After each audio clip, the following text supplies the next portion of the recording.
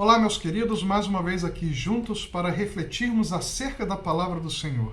E na minha reflexão dessa semana, fiquei pensando o quanto o ser humano é incoerente, muitas vezes em suas ações, o quanto nós agimos com incoerência, muitas vezes, principalmente no que se refere a Deus. Pessoas maduras na fé, que têm nas suas histórias experiências profundas com Deus, aprendem com o tempo que há determinadas atitudes que são completa perda de tempo no que se refere ao relacionamento com Deus. Uma dessas coisas é ficar perguntando para Deus os porquês das situações da vida. Sim, é verdade que Deus pode e às vezes até nos mostra os seus porquês.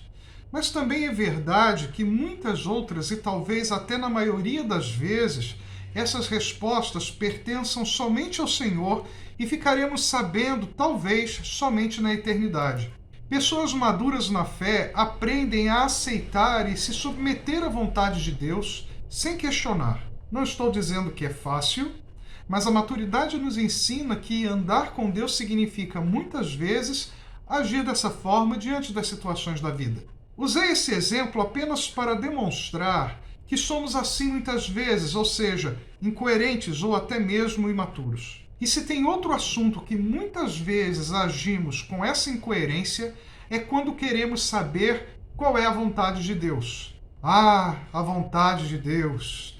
Esse algo misterioso, etéreo, tão cheio de segredos e caminhos inexplorados, como se Deus quisesse brincar de esconde-esconde com a gente, ou como se ele tivesse um prazer sádico em nos fazer sofrer, numa busca desesperada por algo que na verdade é simples, como ele, o Senhor, é simples conosco. Justamente por saber das nossas limitações e, acima de tudo, por nos amar, é que ele age com simplicidade com a gente. Jesus é a maior prova dessa simplicidade. Pense comigo. Primeiro de tudo, o Senhor é o único Deus, perfeito e santo, ao ponto de que, se um homem pudesse vê-lo, seria fulminado na hora, sem chance de escapar. E aí o que ele faz? Ele se torna humano, se torna um de nós, para não apenas o vermos, mas para nos identificarmos com ele, para o entendermos melhor, para nos relacionarmos mais facilmente com ele. O Senhor é o Criador, conhecedor de todas as coisas, de todos os mistérios do universo, e que o homem, por mais que cresça a sua ciência, jamais descobrirá tudo. Em Jesus, ele revela a sua vontade com extrema simplicidade. Ele se utiliza de pequenas histórias, de parábolas, de situações do cotidiano para revelar seu querer, seu amor e para se revelar ainda mais a nós. O problema, na verdade, somos nós, que insistimos em complicar as coisas, que temos problema em aceitar o que é fácil, como se isso não tivesse valor.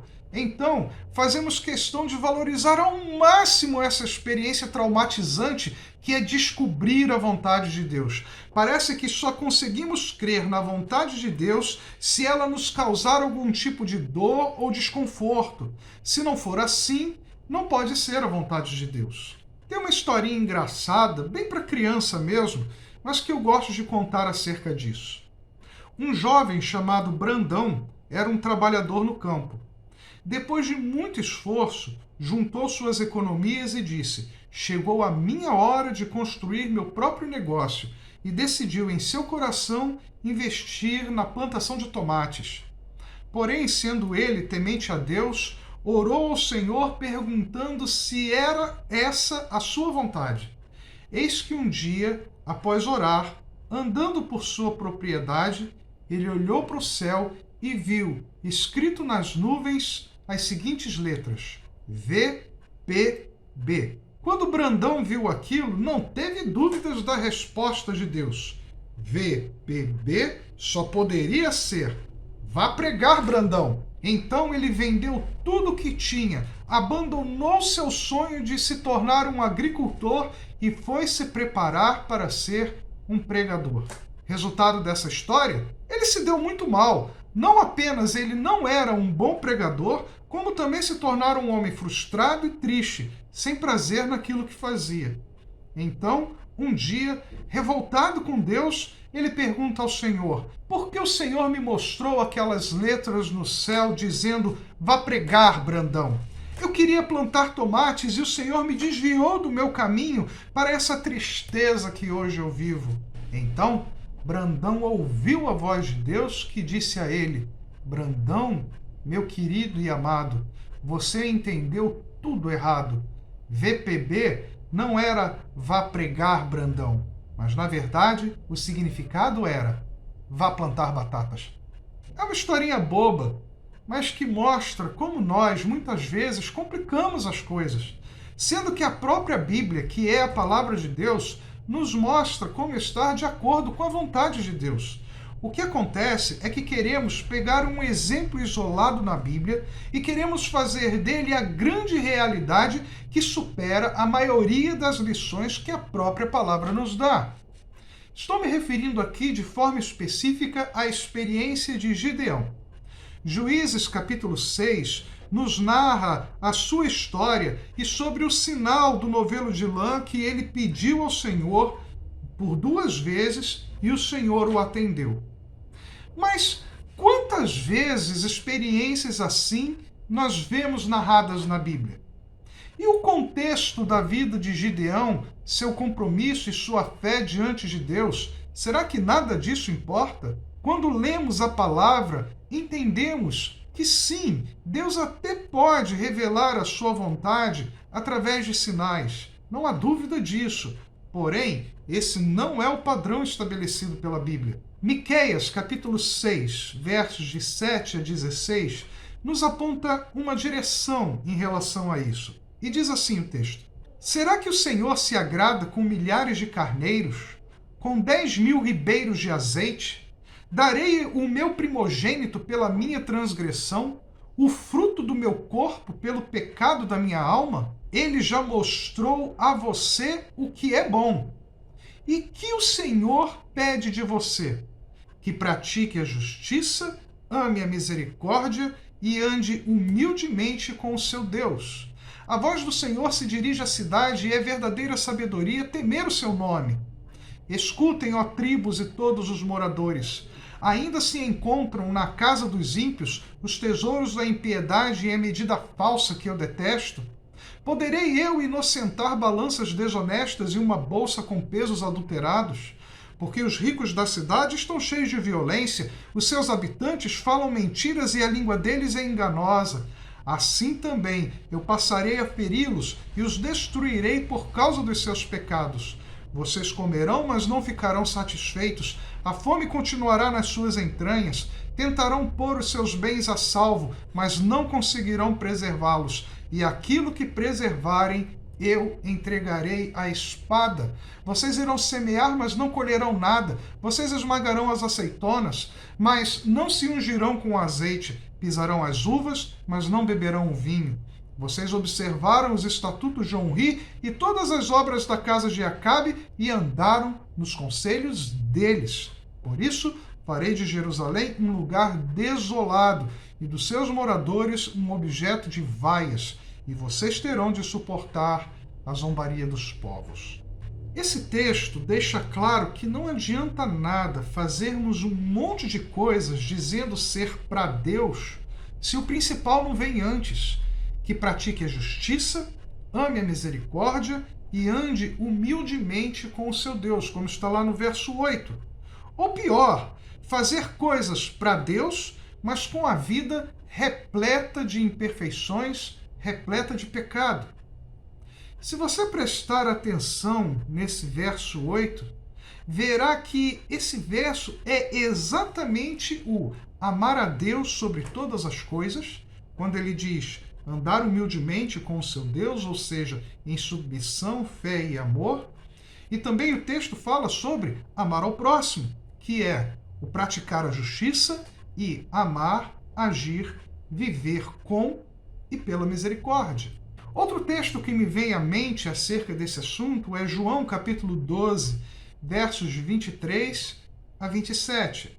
Então Jesus se dirigiu a eles dizendo: É chegada a hora de ser glorificado o Filho do Homem. Em verdade lhes digo, se o grão de trigo caindo na terra não morrer, fica ele só, mas se morrer, produz muito fruto. Quem ama a sua vida, perde-a, mas aquele que odeia a sua vida neste mundo irá preservá-la para a vida eterna. Se alguém me serve, siga-me, e onde eu estou, ali estará também o meu servo, e se alguém me servir, meu Pai o honrará. Agora a minha alma está angustiada. E o que direi? Pai, salva-me desta hora? Não, pois foi precisamente com este propósito que eu vim para esta hora. Vejam nesse texto a clareza de Cristo aqui e o seu exemplo. Primeira coisa a ser observada é a sua obediência. Jesus estava falando da sua própria morte. Ele diz que está angustiado, mas sua obediência o preparou desde o início. Jesus só conseguiu suportar o que suportou porque se preparou durante toda a sua vida para esse momento. Seu preparo não foi só durante os 3 anos do seu ministério, mas sim ele se preparou durante os 33 anos de vida que ele teve sobre a terra. Vida de fé, vida de obediência, vida de comunhão e busca incessante de Deus. Outra coisa que Jesus nos mostra é o quanto devemos desprezar e odiar nossa vida, o quanto devemos morrer para nós mesmos. Diz lá, se o grão de trigo caindo na terra não morrer, fica ele só, mas se morrer, produz muito fruto. Ele nos fala o quanto devemos desprezar e odiar a nossa vida. É claro que ele não está falando sobre não gostar de si mesmo, ou se tornar um pessimista, ou se tornar um rabugento que se isola de tudo e de todos e não se relaciona com ninguém.